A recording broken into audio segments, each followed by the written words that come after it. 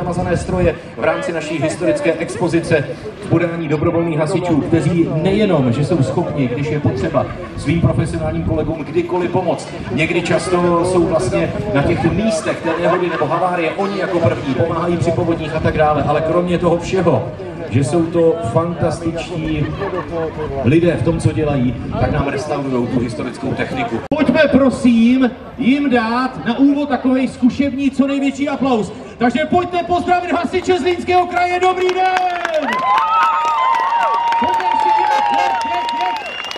Dobrý, to je takové jako na zkoušku, výborně.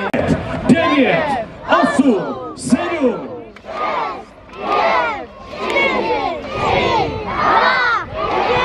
a budiš nevoda! Naši profesionálové pomalu, ale jistě vyrážejí a my je odstartujeme na 5, 4, 3, 2, 1 hasiči. A v tu chvíli, když zařvete hasiči, tak oni vyrazí. Takže jste připraveni, jdeme na to. 5, 4, 3, 2, 1 hasiči!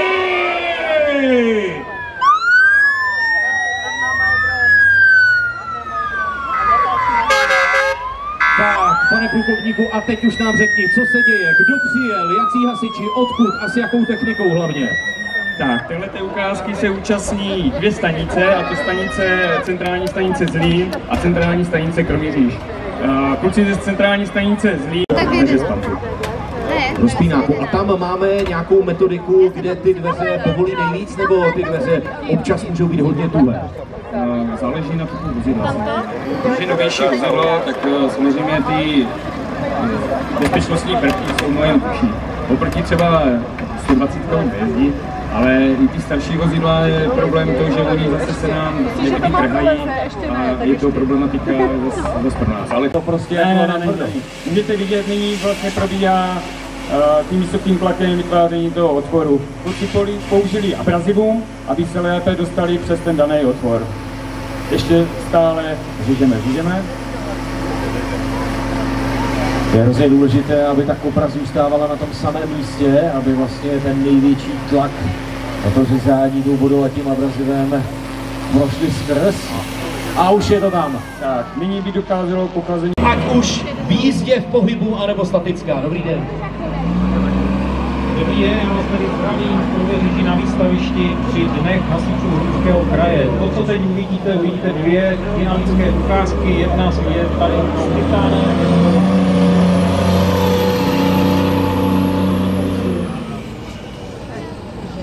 A druhá dynamická MK903D. To, co teď vidíte, je 11-metrový kolos o objemu 12 litrů vody, kterou si sebou veze. Teď vám tady ukazuje své manevrovatelné schopnosti. Všechny 4 nápravy jsou říditelné. Každou tu nápravu, kterou má Tatra Kopřivnice, perfektně tlaková. Má filtroventilační schopnosti, vše hlídá gas alert, jak kyslík, tak oxid uhelnatý. Po případě, kdyby tam vnikl nějaký kouř, tak je v kabině možnost si zapnout dýchací přístroje. Co to je?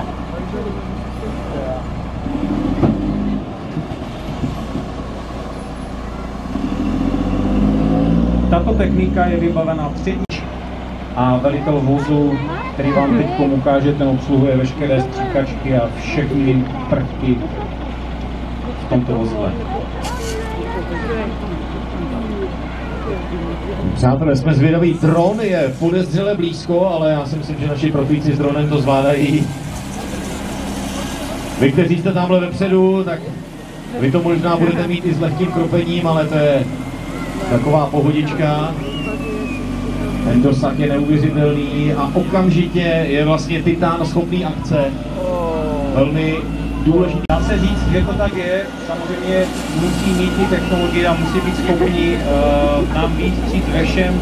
Opravdu tento kus byl přímo vyloženě představen proto, aby zasahoval ve Vrběticích, to znamená ty naše poznatky do úřadu let.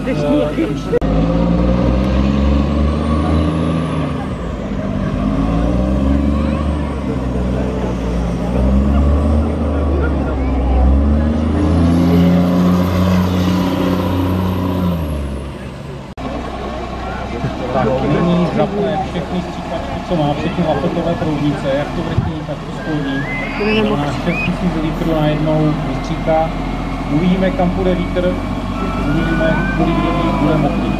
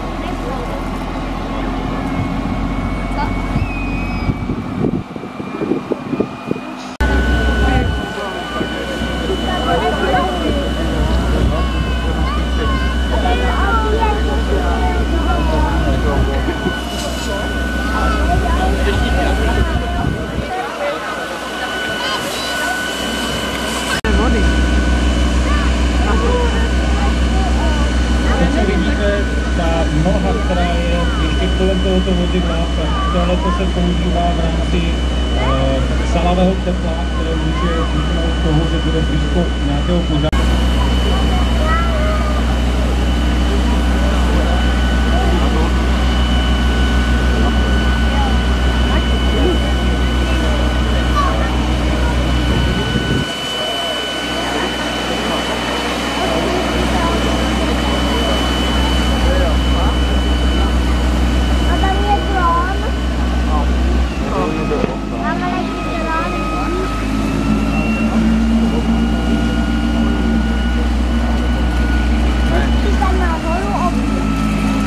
Ať to vidí, ať to slyší.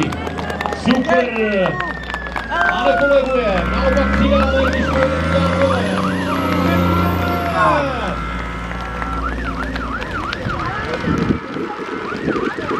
tak přátelé. Šéf hlásičů.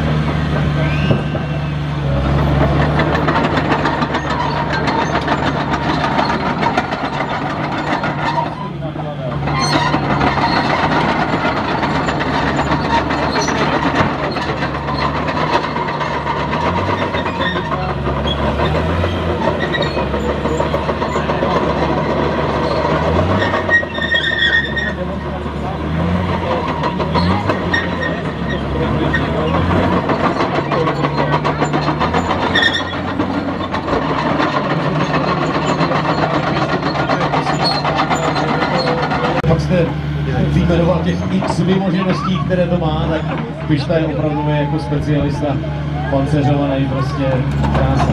Tak teď se podívejte, jak ho naporcuje to auto, jo? Vypadá to, jak kdyby to byl desert a Pišta si na něm pochutná.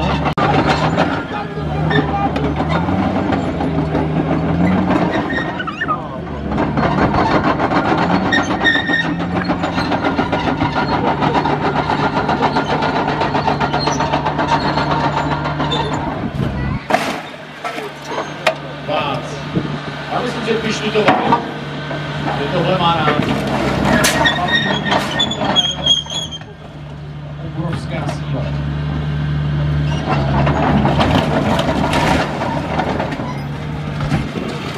Je to v podstatě, když si představíte, tak to auto je kůl, Pišta je vlastně David Pastrňák a s ním krásně hraje svůj holí, v tomto případě důležící.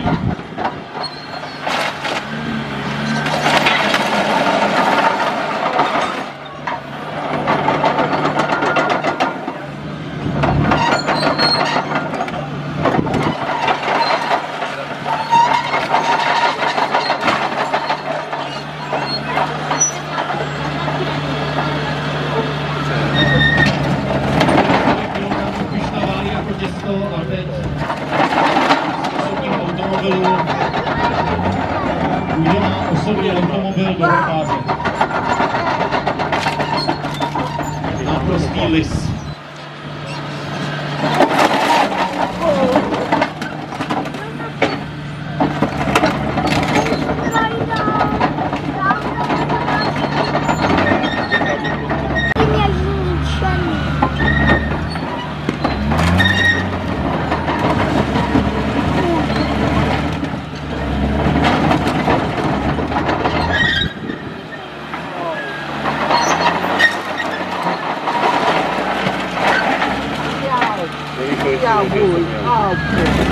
Osm, 7, 3, 2, 1, hasiči! Jdeme na to! A právě můžete vidět lesce instruktora, který za chvilku přijde mezi nás, jak jde hlavou dolů, a abychom si přiřádli polívčičku, protože se to líbilo i klukům ze zásahovky Policie České republiky před nějakými 20 lety. Naučili se to od nás a umí. Znamená, že jsme ready, tak přátelé, pojďte se na to podívat. A Píšťala ohlásila právě mužstvu, která je u Proudnic, že pouští vodu a začíná s ukázkou. Stejně jako včera na 3 proudy. Na 3 proudy, kolik těch proudů by to teda utáhlo? Vy jste říkal 6, já tomu nevěřím, to není možné. No právě jsme se tady včera hecovali, jak bychom to udělali, a já jsem tvrdil, že to zvládne 6.